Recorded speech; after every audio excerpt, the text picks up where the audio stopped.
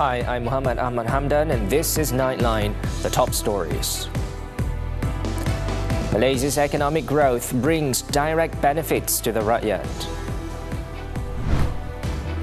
And China hits back with tariffs and sanctions in US trade war.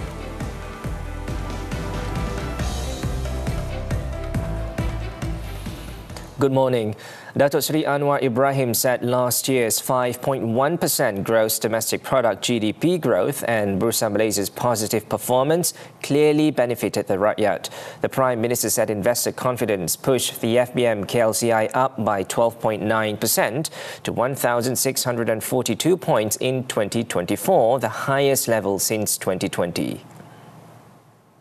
Anwar, who is also the finance minister, told the Dewan Rakyat on Tuesday that investment growth surged, breaking the highest level in history last year, creating more than 120,000 new job opportunities for the people. Jadi kalau soalannya apakah angka-angka yang memukau ini beri faedah kepada rakyat? Jawabnya ya. Jadi bagaimana kata bahawa pertumbuhan ini tidak beri faedah kepada rakyat? STR tambah menjadi 13 bilion ringgit, tertinggi dalam sejarah. Gaji kenaikan yang tertinggi ketimbang tahun-tahun berikut sebelumnya. Jadi ini faedah langsung kepada rakyat termasuk peluang pekerjaan. Bursa Malaysia's performance resulted in the dividend of Amanah Saham Bumiputra ASB being the highest in 5 years and the dividend of the Employees Provident Fund EPF at 6.3%, the highest since 2017. At the same time, the FBM KLCI index saw an increase to the highest level since 2020. Anwar said this when tabling the country's current economic performance during Prime Minister's question time in the Dewan Rakyat. Meanwhile, Anwar said the government will not allow excessive flexibility in Employees Provident Fund EPF withdrawals as was done previously. The Prime Minister stated that consideration will only be given in urgent cases to safeguard contributors' retirement savings. Anwar stressed that the primary purpose of the EPF is to safeguard the well-being of contributors after retirement. Tetapi membuka ruang yang terlalu luas bermakna kita akan menghukum mereka bila mereka beransur tua dan bersara. Jadi kerajaan kena melakukan keseimbangan ini di antara menyelesaikan masalah mendesak segera dan menghukum mereka mendera dalam keadaan mereka telah bersara, dalam keadaan mereka tidak ada upaya lain. Anwar said this in response to a supplementary question on whether the government would consider allowing targeted withdrawals for EPF contributors who are unemployed or have lost their jobs. He noted that contributors facing urgent financial difficulties may apply to the EPF for special consideration. The Dewan Rakyat has passed the Constitutional Amendment Bill 2025, paving the way for the reinstatement and enforcement of the Parliamentary Services Act. The bill was approved with a 2/3 majority through a block vote. It was tabled last week by Minister in the Prime Minister's Department for Law and Institutional Reform, Datuk Seri Azalina Othman Said, followed by the tabling of the Parliamentary Services Bill 2025.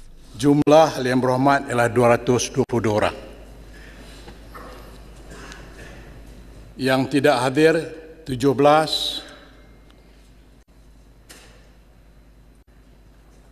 Yang tidak mengundi abstain 57. Yang bersetuju 148.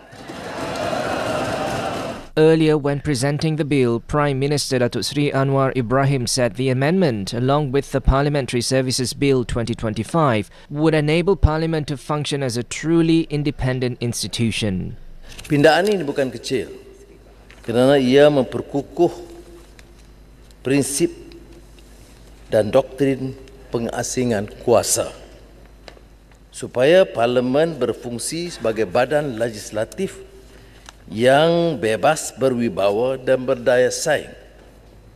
Inilah di antara reformasi yang dinanti dan dituntut lebih 3 dekad. He added that the government has agreed to appoint 2 senators and 4 members of parliament, including 2 opposition representatives, to the Parliamentary Services Commission to strengthen its membership. The government plans to expand the use of the quick response QR code system to travellers from 63 countries, including long-term pass holders, starting January 1st next year. Home Minister Datuk Seri Saifuddin Nasution Ismail told the Dewan Rakyat on Tuesday that the QR code system is currently only available to Malaysians. The Home Minister noted that the QR code system utilizes artificial intelligence, including facial recognition, iris scanning and biometric technologies. Tak ada lagi pegawai yang tunggu di situ. Jadi isu counter setting dengan sendirinya akan dapat kita atasi lah sebab tak ada orang. Sekarang pun kita gunakan lebih kurang 172 pegawai pada satu ketika. Tapi bila kita buat pemasangan sepenuhnya nanti, hanya 68 orang saja. The QR code is generated through the My Border Pass application. It was implemented at the Kuala Lumpur International Airports, Terminal 1 and Terminal 2 on January 1st to address congestion at the country's entry points, particularly during peak hours and festive seasons. Police have opened investigations into an incident involving several Era FM employees who allegedly mocked a religious ceremony on social media. Inspector General of Police Tan Sri Razaruddin Hussein said they received 6 reports so far in connection with the case. The investigation is being conducted under Section 298 of the Penal Code and Section 233 of the Communications and Multimedia Act 1998. The video, which has since been removed from Era FM's social media platforms, was reportedly seen as mocking a sacred Hindu ritual. Meanwhile, Astro Audio has suspended 3 radio announcers and 2 staff members with immediate effect over the controversy. Further action will be determined once an internal investigation has been completed. In a statement, the company said its CEO and senior management have met with the Malaysian Communications and Multimedia Commission (MCMC) regarding the matter. The company also expressed regret over the incident involving its radio announcers. Earlier, the 3 presenters issued a public apology on social media. Saya Nabi Ahmad, Azad Jasmine dan juga Radin ingin memohon maaf kepada semua pihak berkaitan video kami yang naik di laman sosial Era baru-baru ini. Ya, sebenarnya kami juga akui kesilapan kami serta kegelapan kami. Kami juga akan pastikan perkara yang sama tidak akan berulang lagi pada masa akan datang.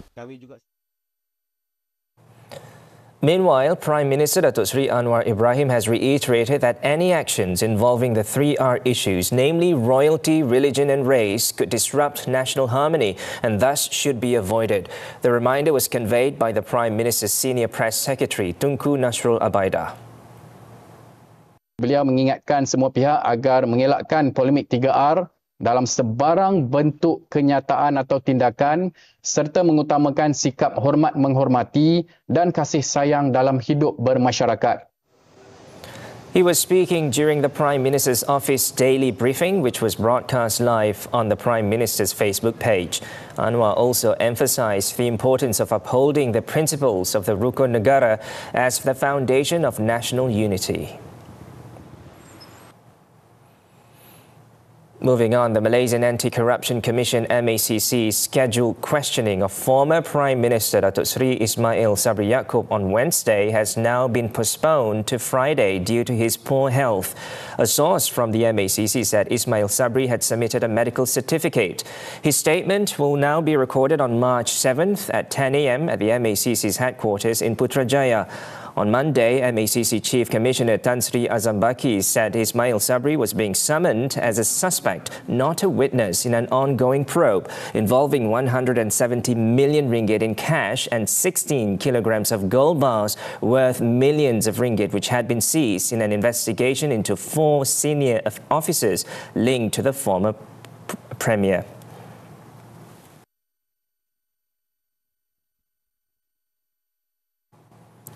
Former Sabah Minister Datuk Peter Anthony began serving his 3-year jail sentence for falsifying documents on Tuesday after losing his final appeal. A 3-judge panel chaired by Justice Ahmad Zaidi Ibrahim upheld Peter's conviction and sentence after finding that there were no errors from the Sessions Court that would justify intervention by the Appellate Court. As a result, Peter was ordered to begin serving his jail term immediately. He also paid a 50,000 ringgit fine. This marks his final legal attempt to overturn the conviction handed down by the Kuala Lumpur Sessions Court in May 2022, which was later upheld by the High Court on April 18, 2023. As the Managing Director of Asli Jati Sdn Bhd, Peter was found guilty of falsifying letters from the UMS Deputy Vice Chancellor's office with the intent to commit fraud. The offence took place at the office of the Prime Minister's Principal Private Secretary in Putrajaya between June 13th and August 21st, 2014.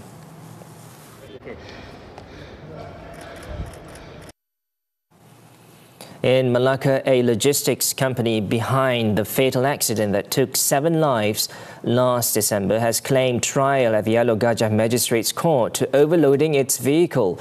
Yinsen Transport Sdn Bhd, which was represented by Operations Manager 36-year-old Ng Chi Kiong, pleaded not guilty after the charge was read before Magistrate Teo Shuyi.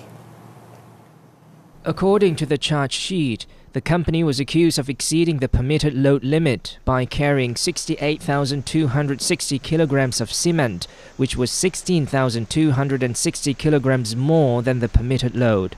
The offence was said to have taken place at 8:30 p.m. on December 23, 2024 at the North-South Expressway in Alor Gajah.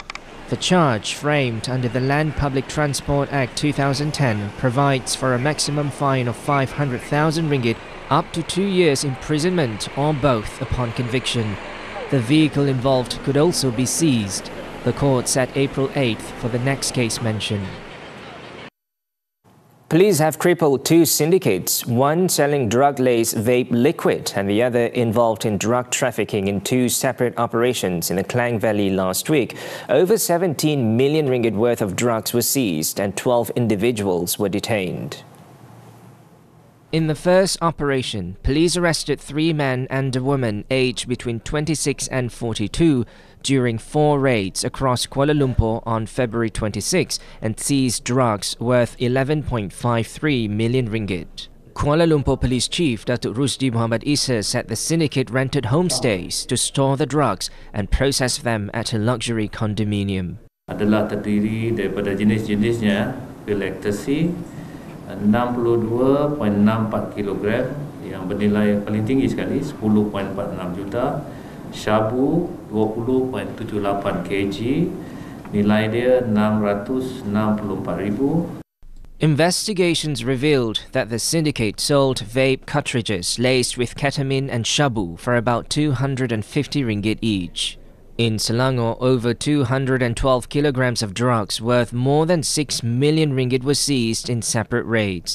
8 individuals, including a senior citizen, were arrested in operations conducted at the Kuala Lumpur International Airport, KLIA, Kajang and Kuala Selangor. Selangor Police Chief Datuk Hussein Omar Han said the syndicate used courier services to evade law enforcement. Ini cubaan yang ke-6. Mereka telah berjaya 5 kali. Dan mereka ni menyewa satu rumah 3 tingkat dengan sewa bulan 4,300 dan daripada Januari hingga Februari ini mereka telah berjaya 5 kali dan ini cubaan yang ke-6 yang kita berjaya kesan dan tangkap mereka lah. Police also confiscated a car and a motorcycle worth 80,000 ringgit. Both cases are being investigated under the Dangerous Drugs Act 1952.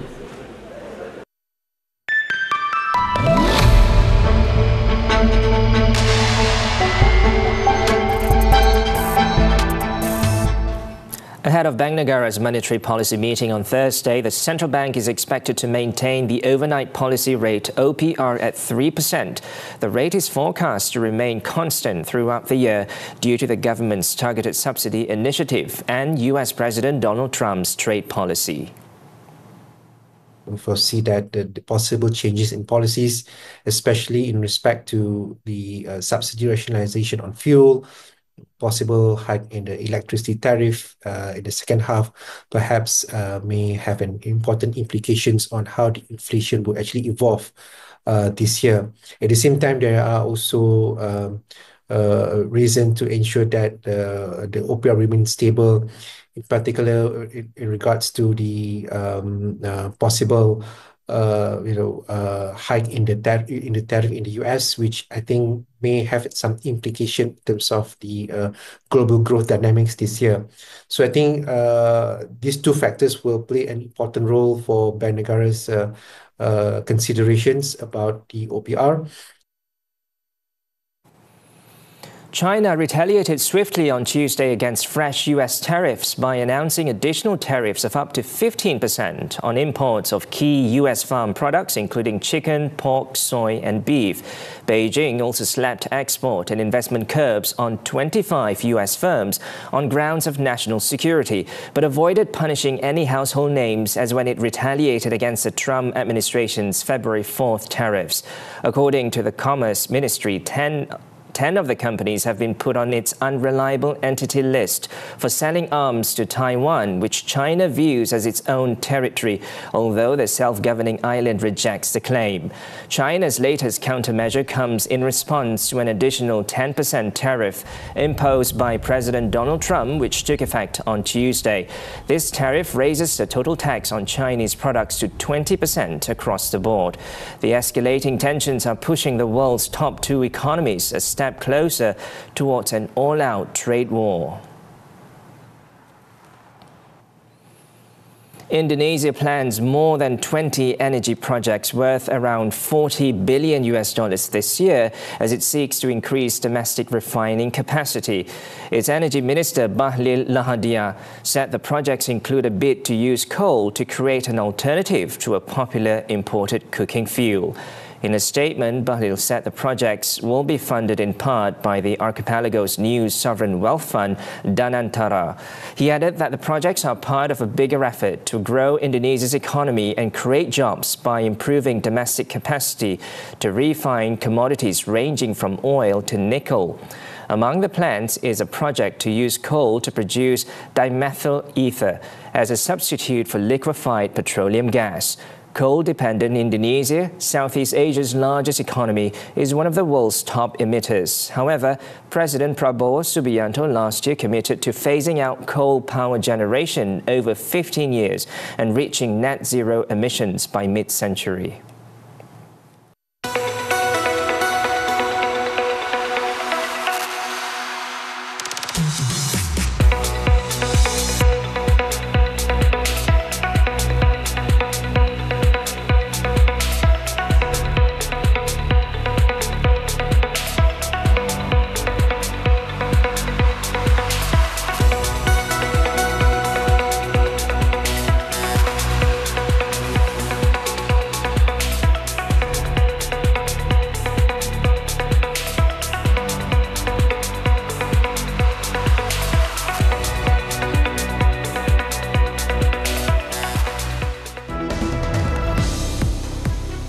Nottingham Forest books quarter-final spot. Sports action from the FA Cup after this breather.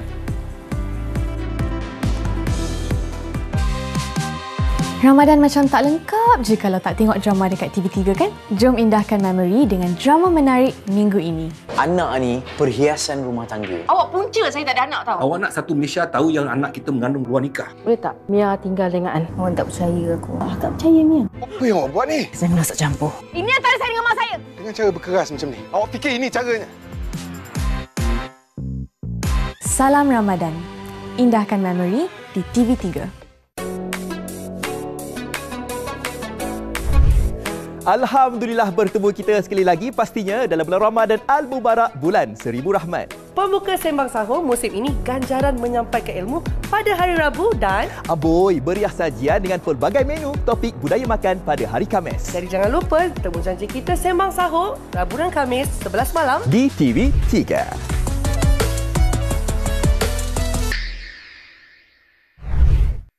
Amboi, dari angkat tong gas ke angkat akad nikah ke tu?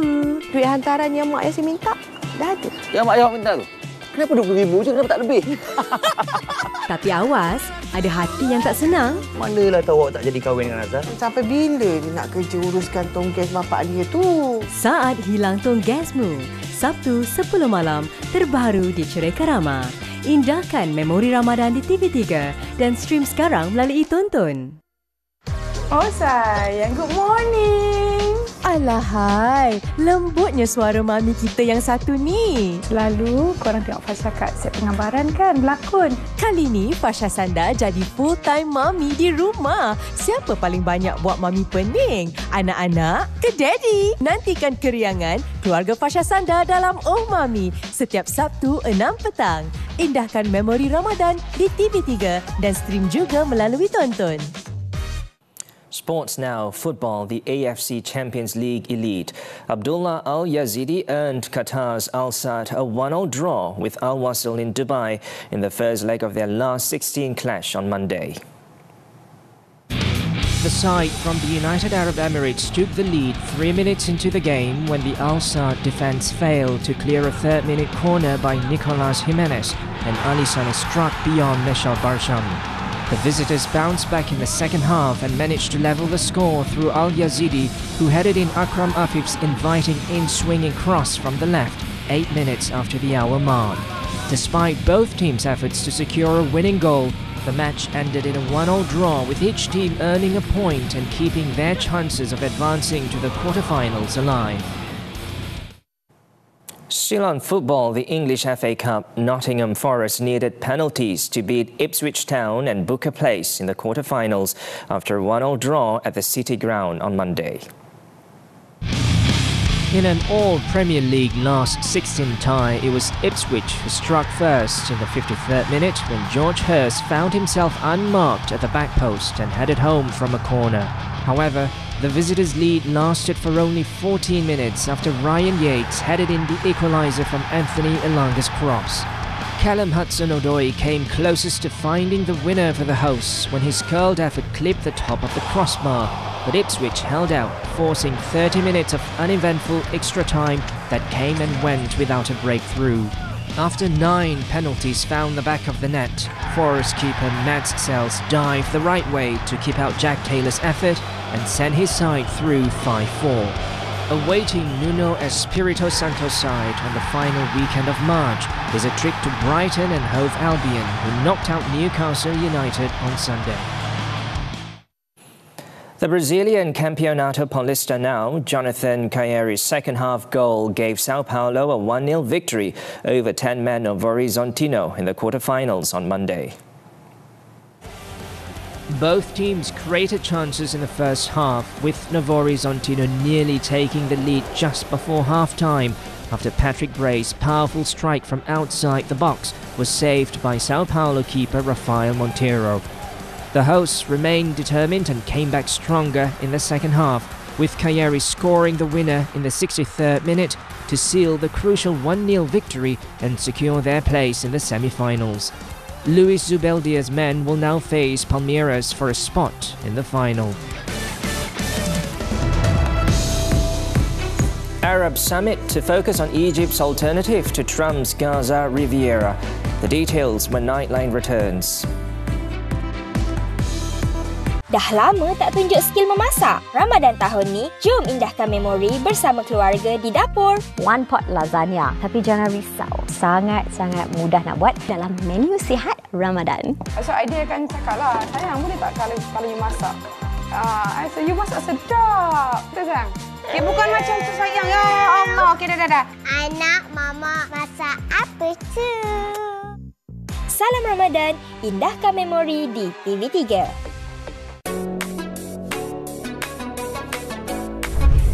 Alhamdulillah bertemu kita sekali lagi, pastinya dalam bulan Ramadan Al-Mubarak, bulan 1000 rahmat. Pembuka Sembang Sahur musim ini ganjaran menyampaikan ilmu pada hari Rabu dan Aboy beriah sajian dengan pelbagai menu topik budaya makan pada hari Khamis. Jadi jangan lupa temu janji kita Sembang Sahur Rabu dan Khamis 11 malam di TV3.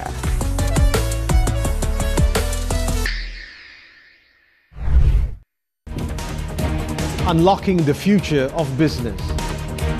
From industry evolutions to policy changes, we go beyond the headlines. Deep insights, sharp analysis. Understanding the forces driving tomorrow's economy. Key financial insights that drive decisions. This is Money Matters, every Saturday, 5 p.m. Only on TV3 and stream now on Tonton. Ramadan macam tak lengkap je kalau tak tengok drama dekat TV3 kan? Jom indahkan memori dengan drama menarik minggu ini. Anak ni perhiasan rumah tangga. Awak punca saya tak ada anak tau. Awak nak satu Malaysia tahu yang anak kita mengandung luar nikah? Boleh tak? Mia tinggal dengan An. Awak tak percaya aku. Tak percaya Mia. Apa yang awak buat ni? Saya merasa campur. Ini antara saya dengan mak saya. Dengan cara berkeras macam ni. Awak fikir ini caranya? Salam Ramadan. Indahkan memori di TV3. Welcome back. Egypt was expected to present a reconstruction plan for Gaza to Arab leaders in Cairo on Tuesday that would cost $53 billion over 5 years. This plan was made to avoid resettling Palestinians, in contrast to US President Donald Trump's idea of developing a Middle East Riviera. It was expected that the plan would be adopted in the final communique to be released at the end of the summit on Tuesday evening. Neither the reconstruction plan nor the communique addresses the big unanswered question in negotiations over the future of the Palestinian enclave shattered by 15 months of Zionist regime's atrocities. The communique only mentioned what it called support for a Palestinian decision to form an administrative committee for Gaza affairs and did not tackle the explosive issue after the war ended. Egypt has yet to release the full proposal, but the plan will also demand that Israel stops all settlement activities, annexation of lands and demolition of Palestinian homes.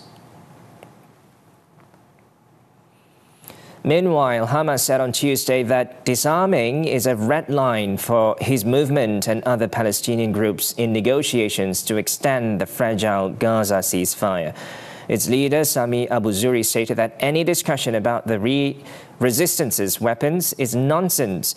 He made this statement shortly after Israeli Foreign Minister Gideon Saar demanded the full demilitarization of Gaza as a condition for proceeding to the second stage of the January truce.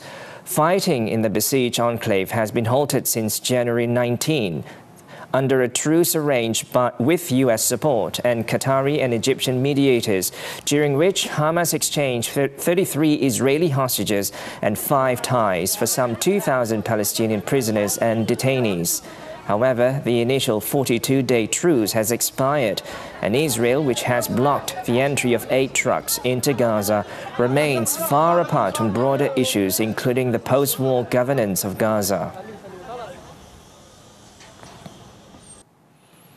US President Donald Trump has paused military aid to Ukraine following last week's clash with Ukrainian President Volodymyr Zelensky, deepening the fissure that has opened between the one-time allies.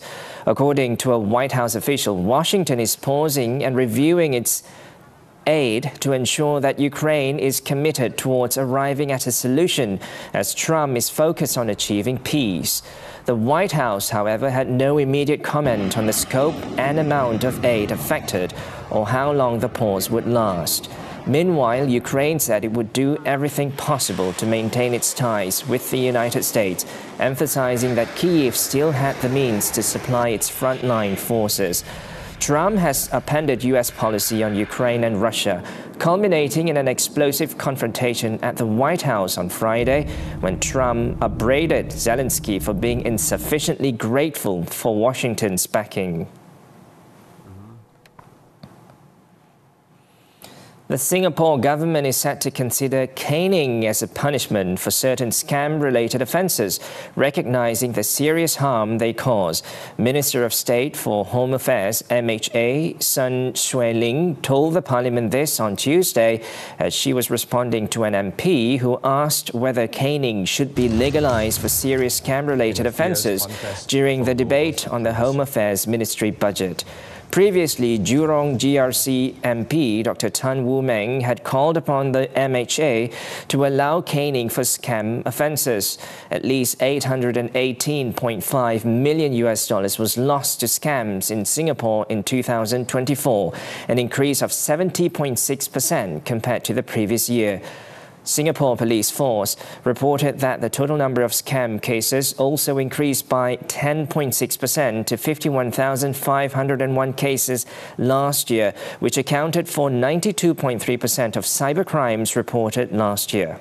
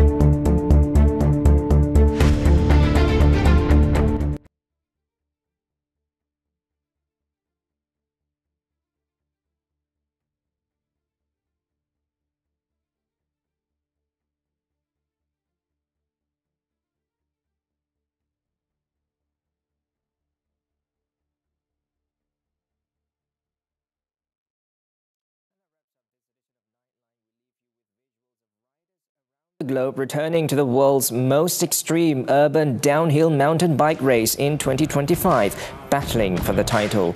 With that, I'm Muhammed Hamdan. Thanks for watching and selamat bersahur.